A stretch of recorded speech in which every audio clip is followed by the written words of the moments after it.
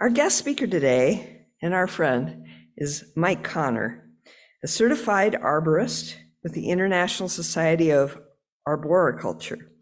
We're lucky that we are able to bring him in today and share his awe-inspiring wonder of trees and help us learn more about their vital role in our environment, ecosystems, and overall well-being. Mike will be telling you more about himself in his slide. So I will hand over to Mike.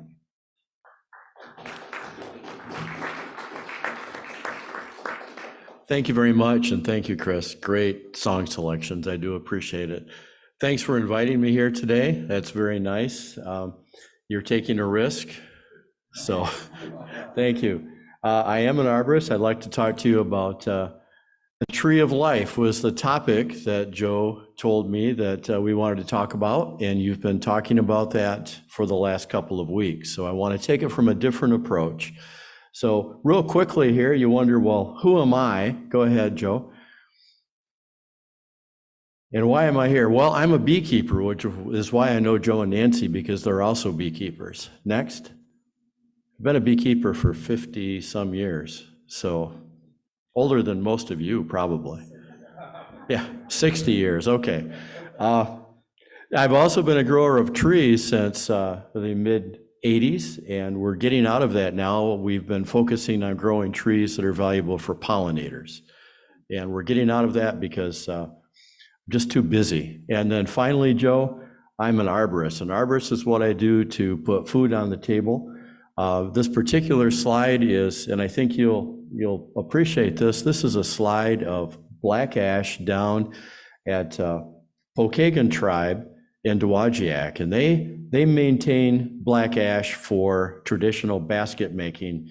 And this is one of the only remnants of black ash left in Michigan because of the emerald ash borer. And they're alive only because we treat them. And it's estimated, they have no resistance to the emerald ash borer. And it's estimated that only treated trees will be alive in Michigan by, well, in 7 years. They're expected to be totally extinct in Michigan until then. I also, just for grins, I have a degree in comparative religions. So I do have a lot of interests, and I'm going to dust that off just a little bit because we're talking about the tree of life. Okay. Basically, though, I'm a tree guy, and that's what you need to know. I love trees. I respect trees. We don't take trees down. I'm plant health care. We're totally involved with trying to keep trees alive, and usually that's done through looking at what's making the tree sick instead of just treating the symptoms. Sometimes we have to treat the symptoms, but we're really, really interested in keeping those trees alive, and we're doing a real good job with that, I think. Busier than we can possibly be. So I can hardly read that, but tree of life is referred to in many belief systems. And I know you've talked about the tree of life a little bit. In Christian, Muslim, and Jews, the tree of life has a real history. And just to recount for those, you already know this story, but in the book of Genesis, the Muslims, Christians, and Jews all look at the Garden of Eden and remember where Eve went and took the fruit from the tree of the knowledge of good and evil, and they ate it, and then they were banned from the garden, and the tree of life was right there. And if they had eaten from the tree of life, not the tree of knowledge of good and evil, then they would have lived forever. So angels were put around that garden and with flaming swords, so they have no access to the tree of life. And it's referred to in many times in the scriptures. Now the Muslims believe that it's not two trees but one, but I digress. And we see Jewish tradition takes the tree of life and they apply it to knowledge and wisdom, and that's the insignia that they use on their synagogues and at their schools. It's that tree of life. It's knowledge. It's living forever. This is I can't read that, but that's a proverb, and it talks about Okay, I can't read it, I'm sorry, but it is a reference to the tree of life and how, just read it.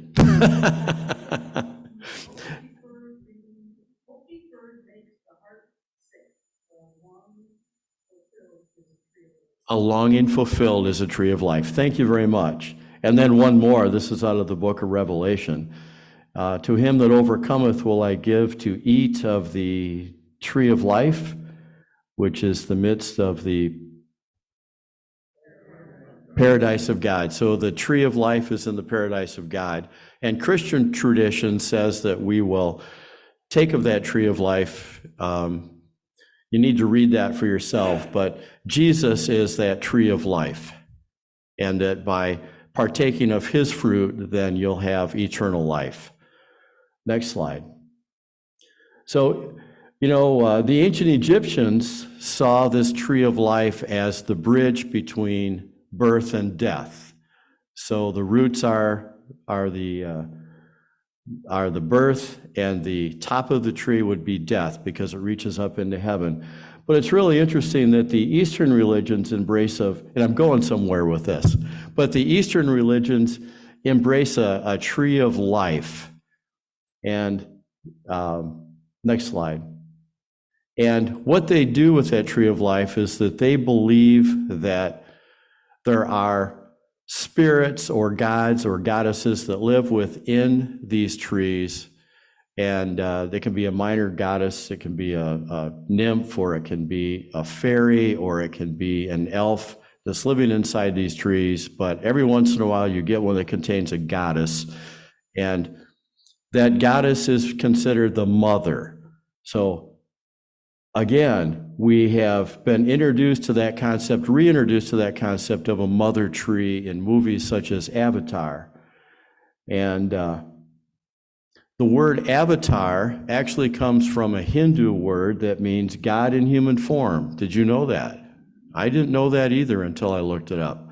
But Avatar is actually a story of a man, Jake Scully, who comes, he dies for the Na'vi people, and then he's resurrected. Does this sound familiar?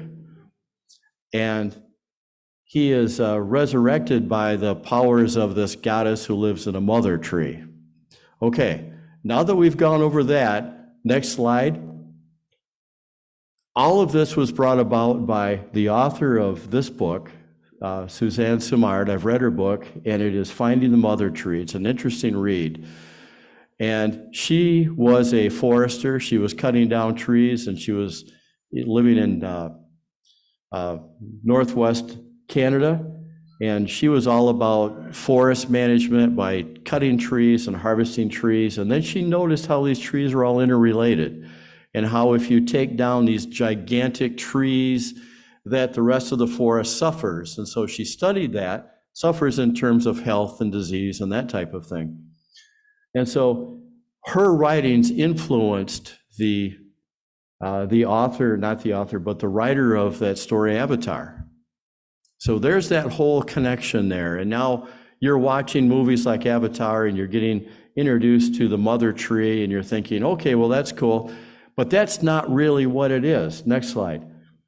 There are trees of life in every forest. There are significant trees in every forest. And they don't look like this. They don't glow with an eerie light, and they're not full of dead people's souls, but they are, go ahead. The concept is real. That's what I want to talk to you about. And I think you've talked about this a couple weeks ago, but the concept is real. There are trees of life. There are mother trees in the forest. Go ahead.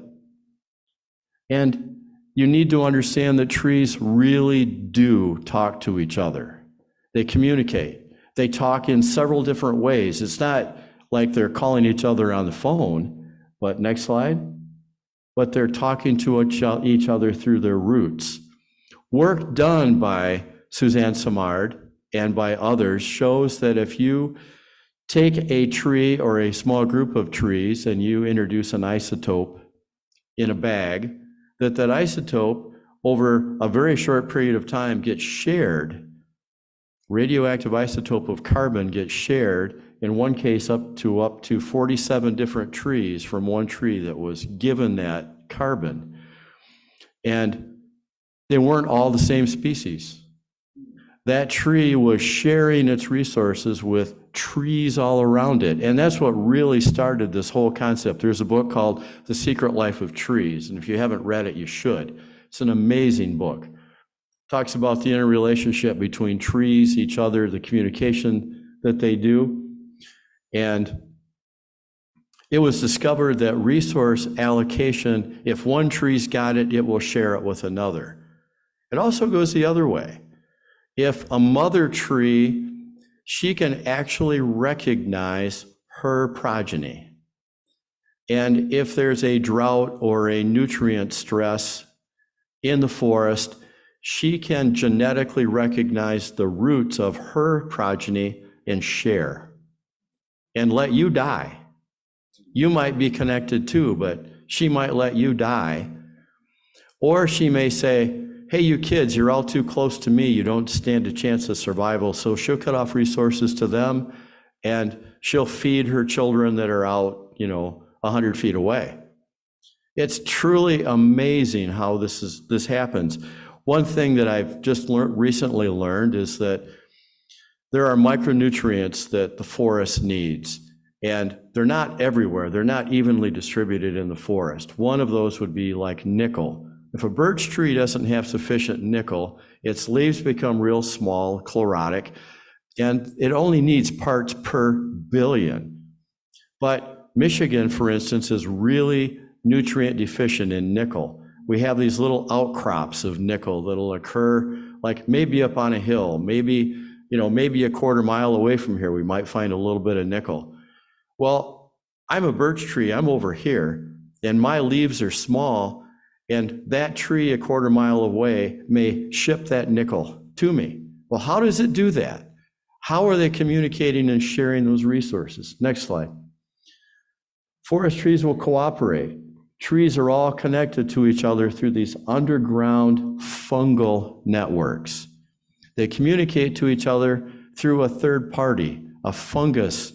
Every tree root that you pull out will be covered in fungus, mycorrhizae.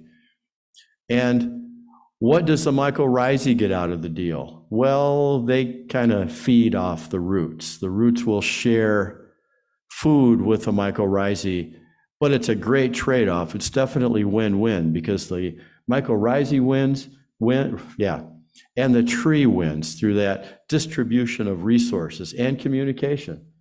Next slide. And that's called tree mail.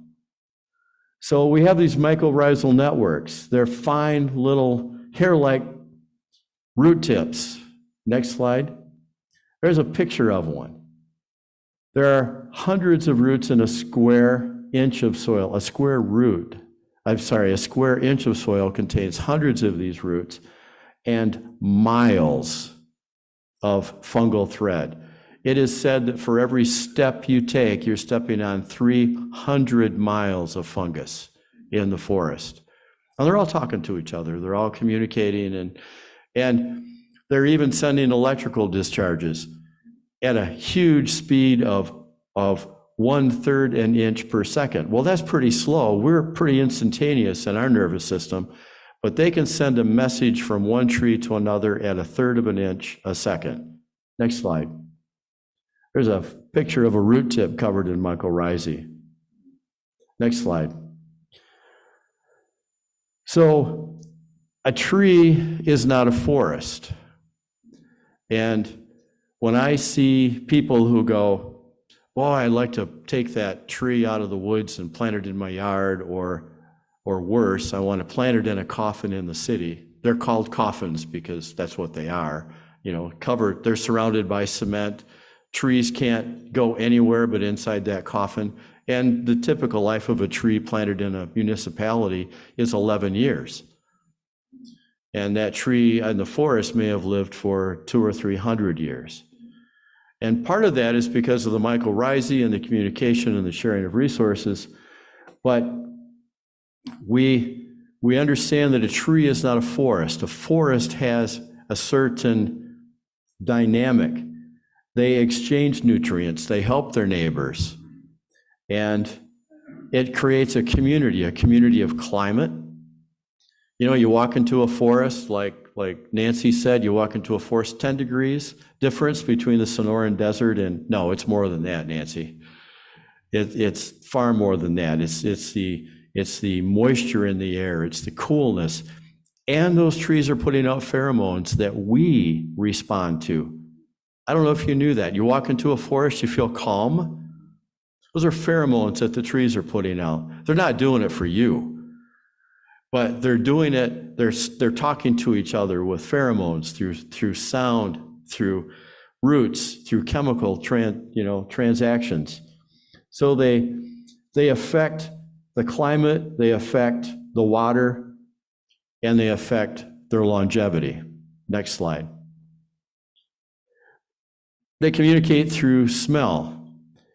And typical example is the acacia tree in Africa. When a giraffe comes to feed on the acacia tree, that acacia tree immediately releases a pheromone. And that pheromone gets blown downwind, and the next acacia tree goes, oh, I need to put bitter tannins in my leaves so that when the giraffe comes to me, it'll go, yuck. So the first tree is putting out this pheromone at a cost. Everything a tree does is at a cost.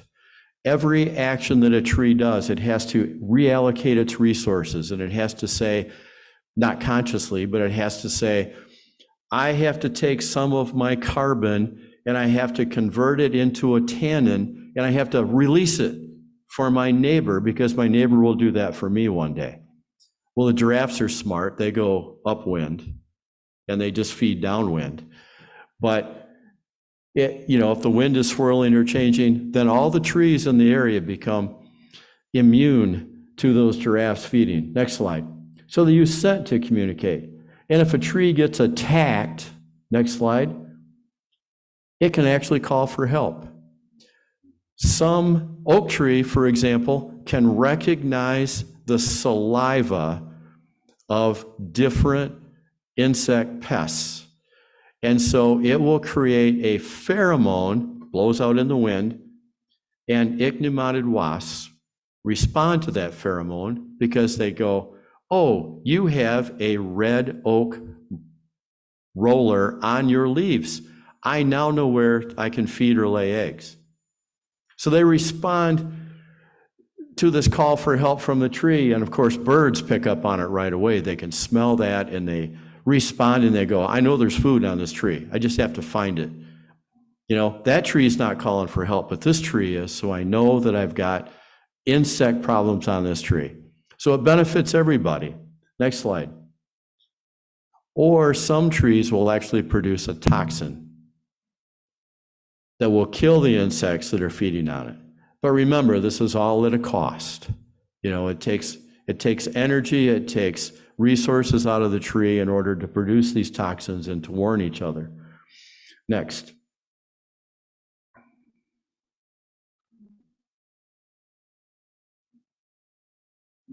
Okay, then they can alert their neighbors.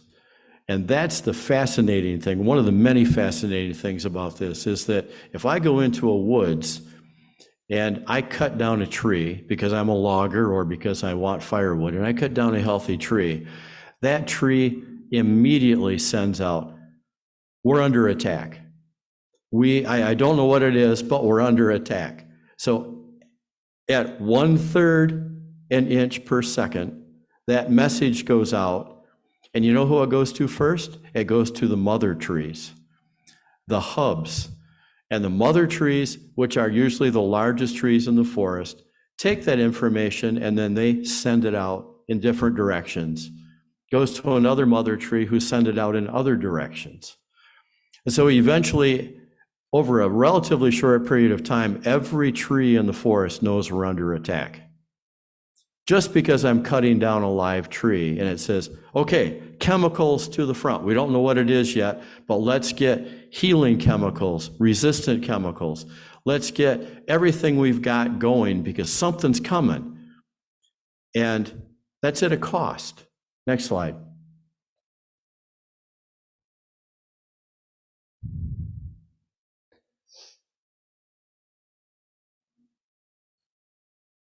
Okay, I can't read that. Reproduction, I don't think we have time to talk about reproduction on it right now, but that's also fascinating, how the trees will sync up, and we have these mast years. I'll talk real briefly about it, but they have these mast years where we have a lot of seeds some years, and then we'll have a couple of years with nothing.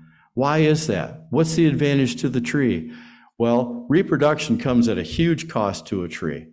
I mean, it puts all of its energy into making seeds or pollen or whatever.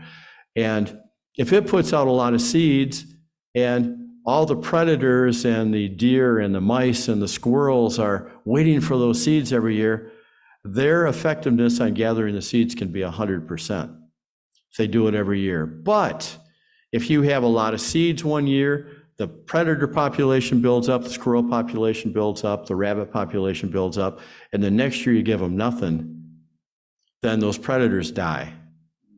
So then when everybody sinks and puts out a lot of acorns or a lot of cherries or whatever, then there's the chance that some of those will survive and get planted and you'll have baby trees.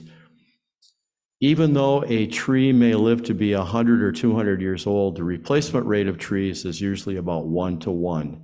It may put out hundreds of thousands of seeds over its lifetime, with the statistics that only one baby will survive. Okay, next. These are all fascinating, interesting things about trees. Reproduction, I just have to go on this one real quick, because this is a silver maple or a soft maple, and it has a technique where it blooms really, really early in the season, like March. But it also produces nectar that our bees gather. Now, why is that? Because the silver maple, the soft maple, doesn't really need bees. It's wind pollinated. So why does it produce nectar? Well, next slide. It's because usually in March we have snow, and nectar is an antifreeze. And these are all female blossoms, and every one of those female blossom ovaries is surrounded by antifreeze.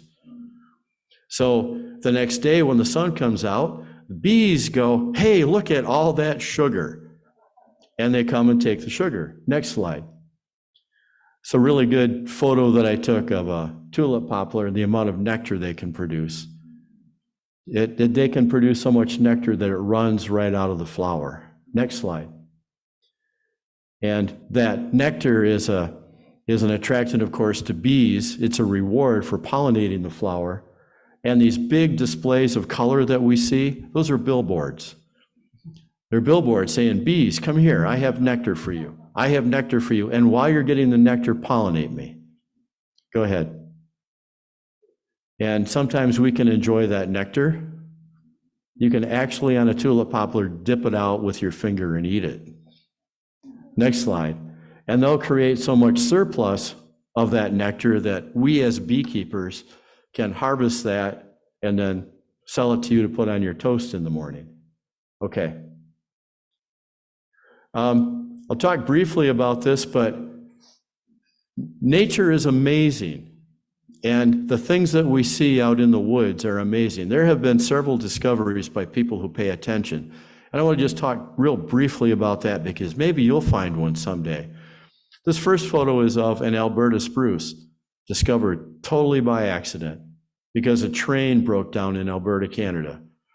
Alberta spruce that you may have, that's a mutant of a white spruce, a 150-foot native tree in Canada. And this guy found a few because the train broke down, and he went out into the woods to use the bathroom. And he found these, and he brought them back, and that's where all of yours come from today. Next slide.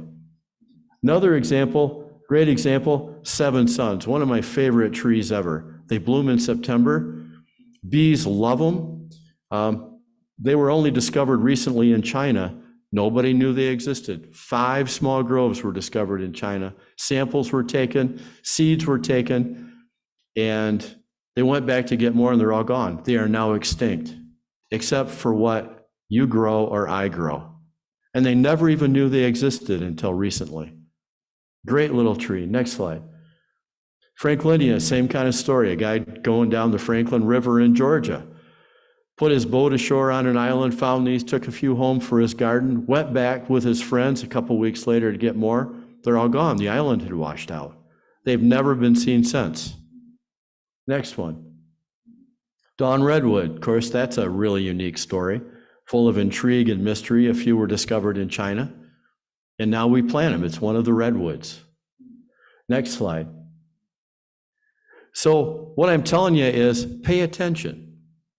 When you get out and you go to contemplate the woods and nature, pay attention. See what's going on. Next slide. How many, these are just a few that we found. How many have we missed? You know, how many trees are out there in the woods that may be one of a kind or unique or a real small population that we haven't even seen yet? So it's really cool. I hope to find one someday. Just the other day, real quick here, we were at a farm where I do tree work, and one of the guys that helps me, he said, have you seen the size of that hickory? And there's a hickory 46 inches in diameter, which means it is almost 400 years old. And so that means, do the math, 1623, right? 1600s that tree was there, and that's the minimum age when you apply the formulas. And why hasn't it been cut down? Why hasn't it been hit with a bulldozer? I mean, the farmer has corn right up to it. And, you know, I look at things like that and I'm in awe, absolute in awe at the things that are out there that we don't pay any attention to.